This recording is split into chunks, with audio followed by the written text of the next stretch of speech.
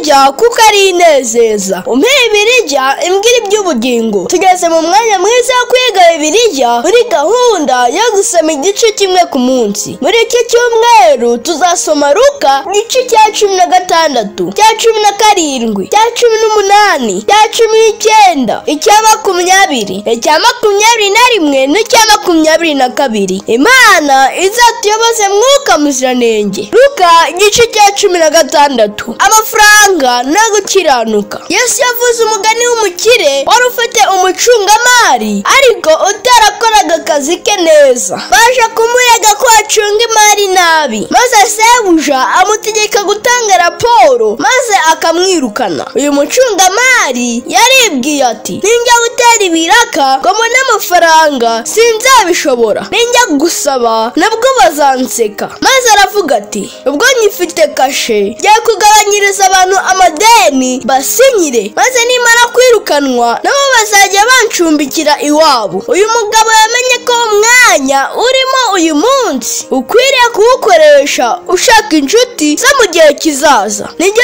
twese twari dukwiriye gukora. Shebuja rero yeretse kumwirukana kuko yasanze ari umunyabwenge. Yesu yaravuze ati, amafaranga n'amatindi reka tuyashakemo inshuti, maze igihe yadushizeho izo nshuti zizatugoboke. Yesu yavuze umugani ukomeye gusobanura. Yavuze umukene witwaga Lazaro n'umukire, maze hashize igihe bose barapfa. Lazaro ajya mu gituza cya Aburahamu, naho umukire ajya mu muriro. Uyu mugani Yesu ntiyashatse kuvuga ko upfuye ahita ajya mu ijuru cyangwa mu muriro, ahubwo yerekana ko dukwiye kubaho dutekereza ku iherezo ryacu. Luka igice cya 17. Intaza ni ibuye riba mu mazi ritagaragara neza ku buryo ubwato burisakura maze bukameneka. Yesu yavuze ko hari abantu bamera nk'intaza, bazana ibisitaza mu nzira, abo bose bazabona ishyano. Yesu yavuze ko uzanira abandi ibishuko bibagusha mu cyaha akwiriye kuzirikwa urusyo ku ijosi bakamujugunya mu nyanja.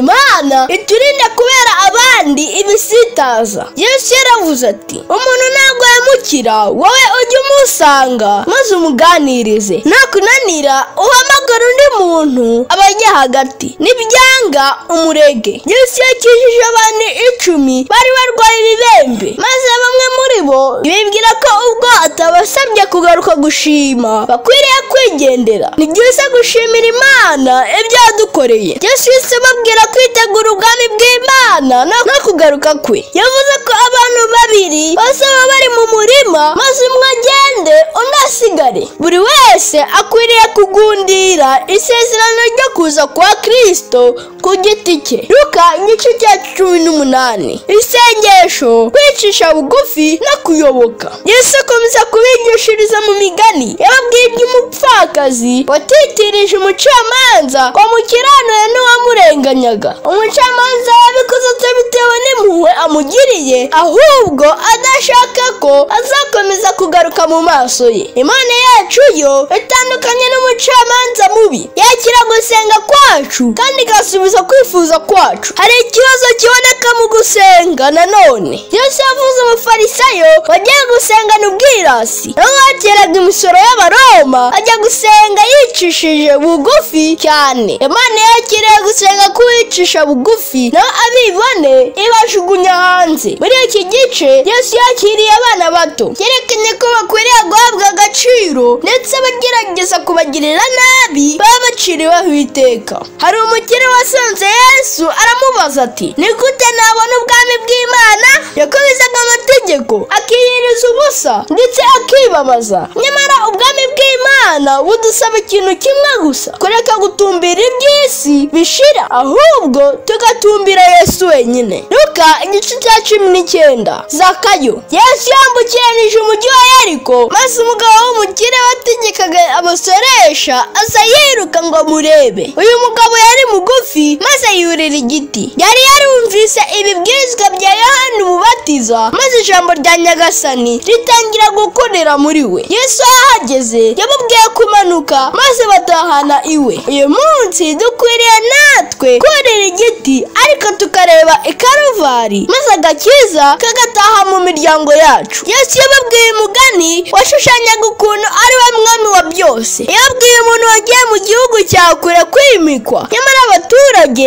baramwanga. abo yahaye amafaranga ngo bayacuruze, bamwe barungutse ariko undi yarabitse. aje yaramugaye cyane. Imana ntiyishimira abafata impano za mwuka bahawe maze bakanga kuzikoresha umurimo wayo. Luka igice cya 20. bagerageza Yesu. igihe Yesu yarimo kubwiriza ubwami bw'Imana, abafarisayo bamubajije bati, ukura hehe ubutware? nawe arababaza ati, ese Yohana umubatiza yavuye ku Mana cyangwa ni ku bantu? ikibazo cyari ahangaha ni uko abakuru batifuzaga kugira na kimwe babwirwa kirebana n'ubwami bw'Imana, ahubwo bari babaye nk'ibyapa biyobora abantu nyamara bitagenda. Yesu yahise babwira abahinzi b'abagome, sebuja yasigiye uruzabibu maze yakohereza abagaragu be kwaka imbuto bakabica, kugeza n'ubwo bishe n'umwana we. yerekanaga neza ko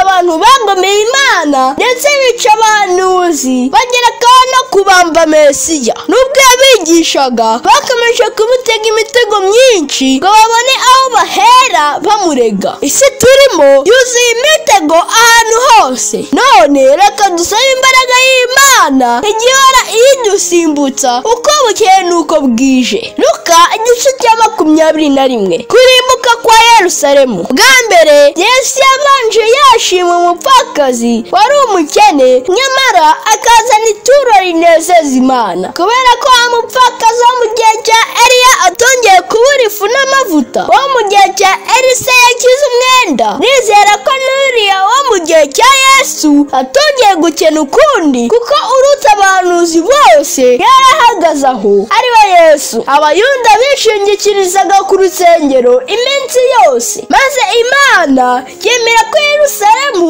irimburwa. Yesu yahaneye ko azarimburwa, nyamara abantu ntibabyizera. Imana ishaka ko tuzirikana imiburo byose iva mu ijambo ryayo. Yesu yabanuriye ko hazaba ibimenyetso ku izuba no mu nyanja, kandi ko amahanga azagira ubwoba. abantu bazagira ubwoba bwinshi, bibaza ibigiye kuba mu isi bibayobere. ikimenyetso cya nyuma Yesu yavuze ni uko bazabona umwana w'umuntu aje ku bicu byo mu ijuru. Yesu urakaza, haleluya. Luka igice cya 22. inama yo kwica Yesu. byari byarahanuwe ko Kristo azavukira i Betelehemu ndetse akagambanirwa i Yerusalemu. abonye igihe cye kiri hafi kugera, yohereza abigishwa gusaba icyumba cyo guteguriramo ifunguro. babonye umugabo wikoreye ikibindi baramukurikira. bagezeyo babereka icyumba cyo hejuru aba aricyo bateguriramo ifunguro. iki cyumba cyo hejuru turasabwa kugihindura imitima yacu, maze Yesu akaba